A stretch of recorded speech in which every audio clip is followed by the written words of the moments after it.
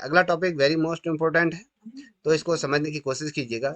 जो हमारी अगली लोक कला है वो कलमकारी। ठीक है, ये कलमकारी लोक कला है, ये किस राज्य से संबंधित है? आंध्र प्रदेश। ठीक है, ये आंध्र प्रदेश है। इसमें क्या होता है इसमें देखते हैं।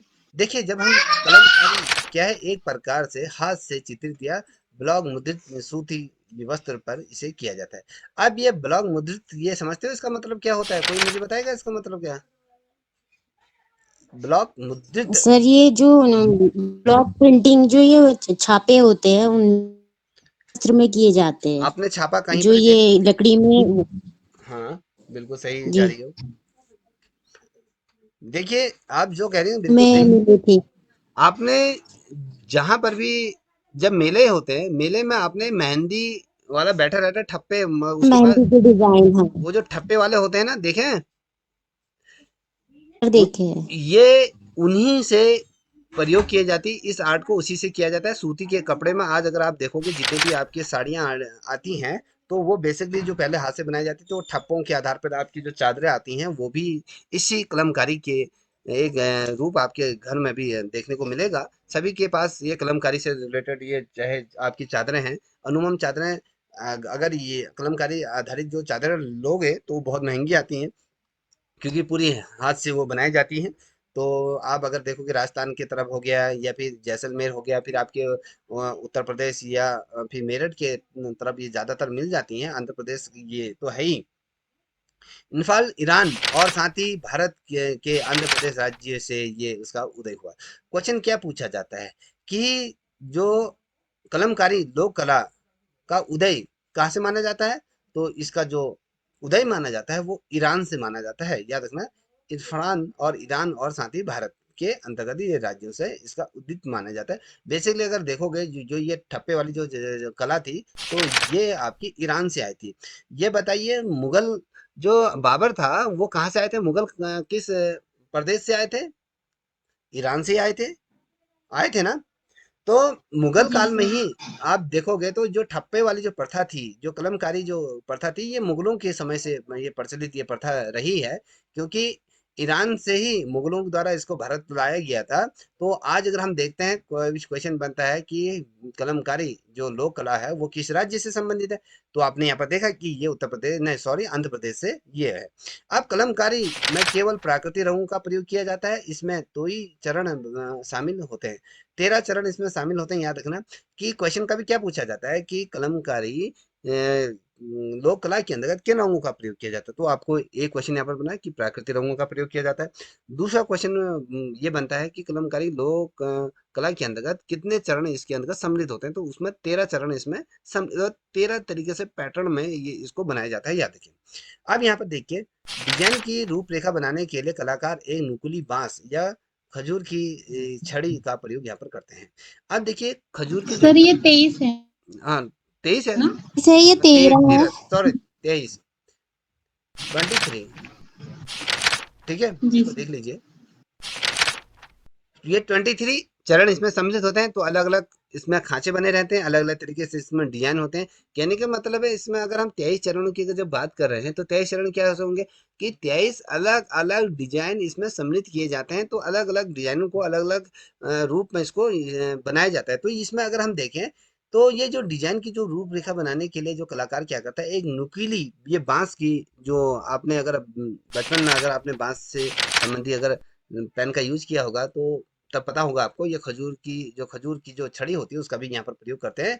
इसके सर पर बारीक बालों वाले एक गुच्छा लगा रहता है, जो ब्रश या फिर कलम का काम करता है। याद रखिएगा। तो इस प्रकार, अब मैं आपको इसको दिखा देता हूँ। ये देख पा रहे हो?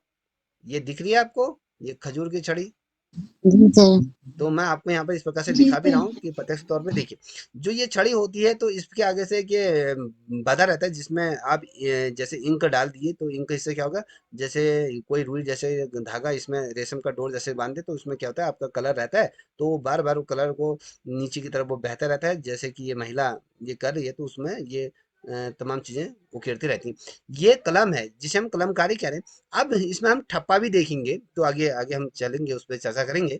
तो इसमें क्या करें कि बांस की ये बांस या फिर खजूर की लकड़ी का प्रयोग किया जाता है। क्वेश्चन क्या पूछा जाता है, कलमकारी में किस लकड़ी का प्रयोग किया जाता है? तो अगर बांस दिया है तो वहां पर बांस को क्लिक करोगे, अगर बांस नहीं दिया है तो अगर खजूर दिया है तो खजूर को क्लिक करोगे, तो यहाँ पर क्वेश्चन बना। और इसके सिर पर बारीक क्या होता है, बालू का एक गुच्छा लगा रहता है और जो ब्रश या कलम का काम करता है। सर पर अगर देखें तो हमने यहाँ कहा एक गुच्छा जैसे ये लगा है, तो उसके ऊपर से भी यहाँ पर जो पेन होती है उसके ऊपर एक गुच्छा लगा रहता है, तो उसका पेन या कलम के रूप में कार्य करती है। भारत में कलमकारी की दो विशिष्ट शैलियां हैं। देखिए क्वेश्चन क्या पूछा जाता है, भारत में मुख्यतः कलमकारी की कितनी शैलियां उपलब्ध हैं? तो आपकी ये पता होना चाहिए, दो विशिष्ट शैलियां इसमें मौजूद हैं। एक तो क्या श्रीकाल हस्ती शैली है, याद रख लीजिए, इसे नोट कर लीजिए। दूसरा है मछलीपट्टम शैली है, पट्टमन ये शैली है। तो इसको याद रखिए, दो शैलियों में इसको विभाजित किया गया है। किसको विभाजित किया गया है? ये आपकी भारत की जो कलमकारी लोक कला को हमने किया गया, दो श्रेणियों में विभाजित किया। अब देखिए यह शैली मंदिर में विकसित हुई है, जिसका उद्देश्य अद्वितीय धार्मिक पहचान बनाना था। जो स्क्रॉल मंदिर के पर्दे या रथ के पातों को के साथ साथ हिंदू को महाकाव्य। अब देखिए क्वेश्चन क्या बनता है, क्वेश्चन बनता है कि जो कलमकारी लोक शैली है, इसके अंतर्गत जो श्री काल हस्ती शैली है, इसका प्रयोग कहाँ पर किया जाता है? तो इसका जो बेसिकली जो प्रयोग किया जाता है, तो ये जो शैली थी मंदिर में, इसका कहा जाता है कि कलमकारी जो शैली है इसका जो विकास हुआ था वो मंदिर से माना जाता है।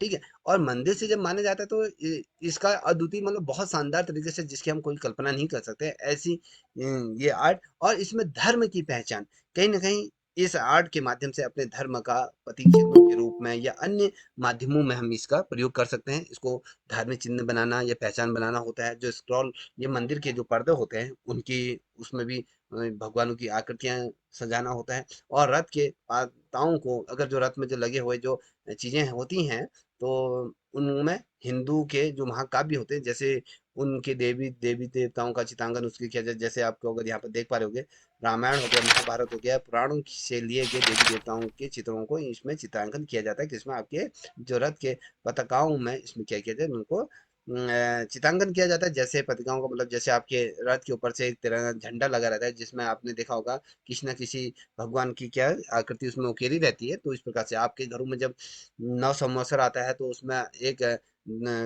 भगवान की मूर्ति उसमें बनी रहती है, फोटो बनी रहती है। तो इस प्रकार से तमाम चीजें होती हैं। अब देखिए इस शैली का अपना वर्तमान दर्जा कमला देवी चट्टोपाध्याय की देन है। क्वेश्चन पूछा जाता है कि कलमकारी कला को वर्तमान में एक स्वरूप वाली देने वाले आर्टिस्ट का नाम क्या है? तो आपको पता होना चाहिए, ये कमला चट्टोपाध्याय को जाता है। इस शैली को वर्तमान में जिसने संरक्षण करके रहा है, तो वो कमला चट्टोपाध्याय की ये देन है, जिन्हें अखिल भारतीय हस्तशिल्प बोर्ड की प्रथम अध्यक्ष के रूप में इस कला को लोकप्रिय बनाया। क्वेश्चन क्या पूछा जाता है, क्वेश्चन पूछा जाता है कि कमला चट्टोपाध्याय किस अम, किस संस्थान की अध्यक्ष के रूप में ये कार्यरत रही? तो आपको ये पता होना चाहिए, हस्तशिल्प बोर्ड की ये क्या थी, प्रथम अध्यक्ष के रूप में इन्होंने अपना कार्य या कहें यहाँ पर अपना योगदान दिया, जिससे कि इस कला को, जो कलमकारी जो लोक कला था, इनके माध्यम से उसको कहीं ना कहीं पुनर्जीवित ये किया गया। तो याद रखना था, इनके द्वारा इसको क्या है, वर्तमान में एक जो नई पहचान दी गई, वो कमला देवी चट्टोपाध्याय द्वारा दी गई थी, याद रखना।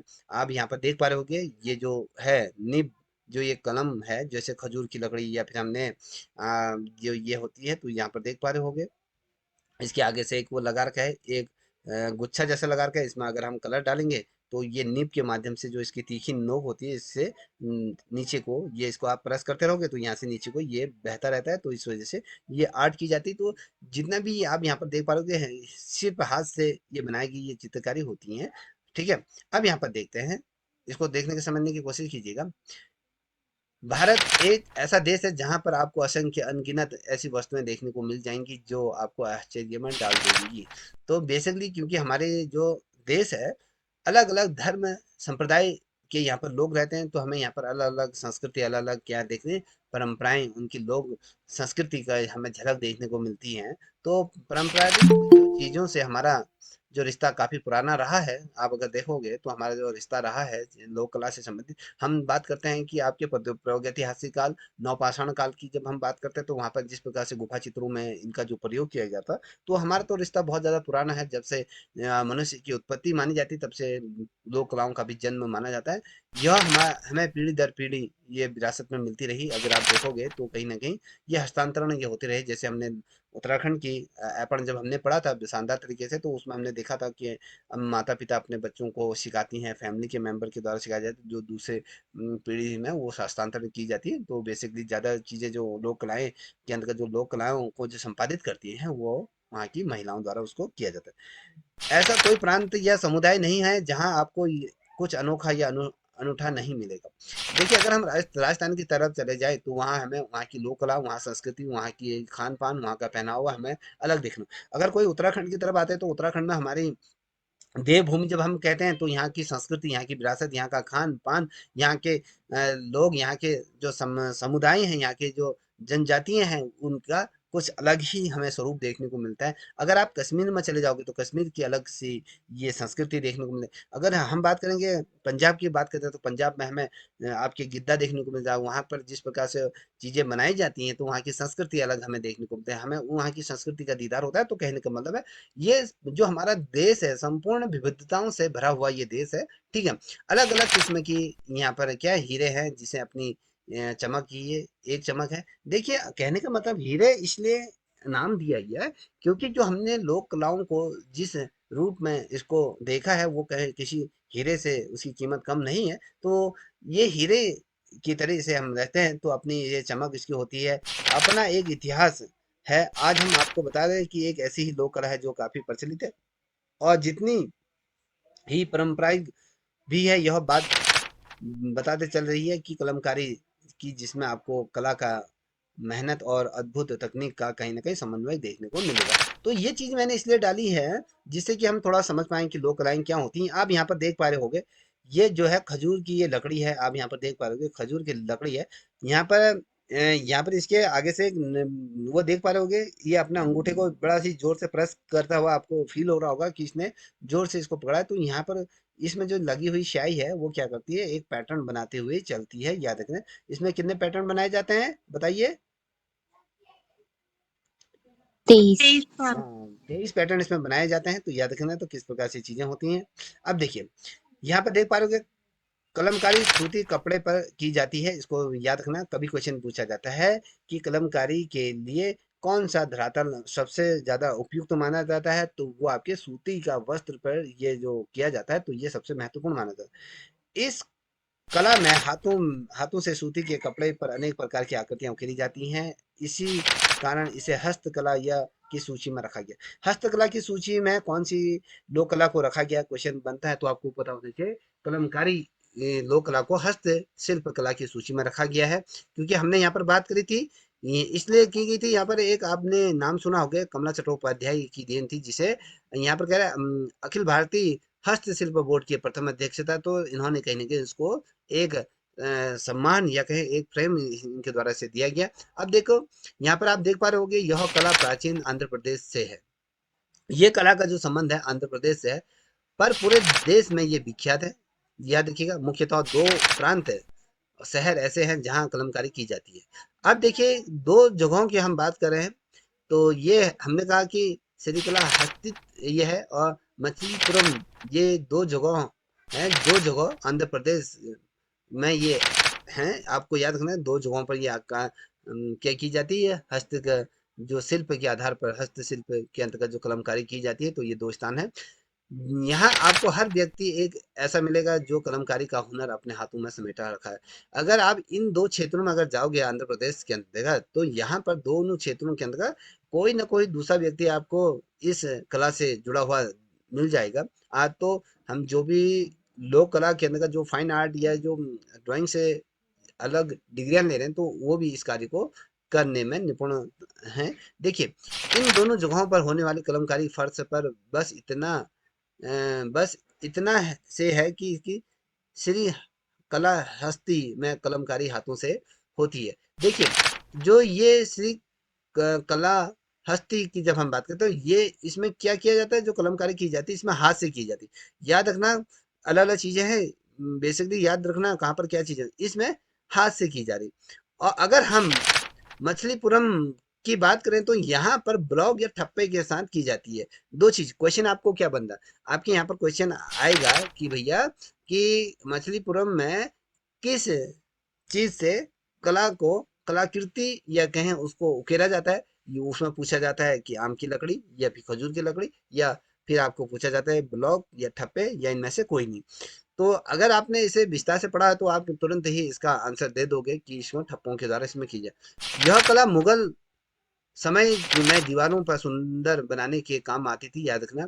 देखिए जो ये कला है बेसिकली, ये मछलीपुरम की जब हम बात करें इसमें ठप्पे के अंतर्गत जो किया जाता है, तो मुगल काल में इसका सारथी रूप में प्रयोग किया गया था, क्योंकि मुगल बादशाह जितने भी थे वो हमेशा कला के, वो हमेशा ऐसे प्रिय जन रहे हैं, कला उनके रोम रोम में बसती थी। तो वो अपने दीवारों पर भी क्या करते हैं, ये ठप्पों से आलेखनों को तैयार किया था। ठप्पों द्वारा दीवारों पर आकृतियां यहाँ पर बनाई जाती थी, याद रखिएगा। तो ये जो महिला कर रही है ये कौन सी आर्ट कर रही है, बताएगा कोई मुझे? चलिए ये महिला कौन सी आर्ट कर रही श्रीकाल है? हैं? श्रीकालहस्ती। हाँ तो फिर पुनः मैं आपसे ये कला कहूंगा, है। मैं पुनः आपसे ये कहूंगा कि देर मत लगाइए, अगर देर लगाना है तो लैपटॉप हो जाइए, ठीक है। अब यहाँ पर देख पा रहे होगे ये जो ये महिला कर रही है वो कौन सी है, ये जो पुरुष है ये देखो लकड़ी के बॉक्स बने हैं यहाँ ठप्पों की। पर है। मछलीपुरम हाँ ठप्पों मछलीपुरम की। हाँ, तो ये दोनों का अंतर समझ गए ना। तो कलमकारी की तकनीक को जाने तो इसमें सबसे खास यह बात है कि इसमें जो रंग भरे जाते हैं वे वेजिटेबल डाइट होते हैं, ठीक है, याद रखना वेजिटेबल डाइट की डाई की तरह ये होते हैं। यानी कहने का मतलब है कि वनस्पति, इसको नहीं भी अगर क्वेश्चन घुमाने के लिए पूछ सकता है तो ये आपको पता होना चाहिए, इसको हम वनस्पति ही कहते हैं। देखिए जिसका मतलब होता है कि किसी प्रकार की रासायनिक चीजों का प्रयोग नहीं किया जाता है। हम जब बात करते हैं कि वनस्पति रंगों की, जब हम बात करते हैं तो उस रंगों में किसी भी प्रकार का केमिकल का हम यूज नहीं करते हैं। तो उन रंगों को हम क्या कहते हैं, प्राकृतिक रंग या वनस्पति रंग भी हम उनको कहते हैं। तो इसे बनाने के लिए सबसे पहले सूती का कपड़ा हम लेते हैं, हमारे पास सूती का कपड़ा होना चाहिए। जैसे कि यहाँ पर दोनों तीनों चलचित्र देख पा रहे होंगे, यहाँ पर ये महिला ने भी अपने हाथ में सूती का कपड़ा पकड़ा है, इसने भी पकड़ा है, तो इन्होंने भी सूती के कपड़े को पकड़े। उसे रात भर भर के लिए गोबर घुले हुए पानी में रखा जाता है, रख दिया जाता है। फिर इसे सुखाकर एक बार फिर दूध के घोल में डुबाते हैं। फिर इसे सुखाकर कूटा टूटा कूटा है ना, कूटा इसके कूटा जाता है वो, ताकि वो नरम हो जाए।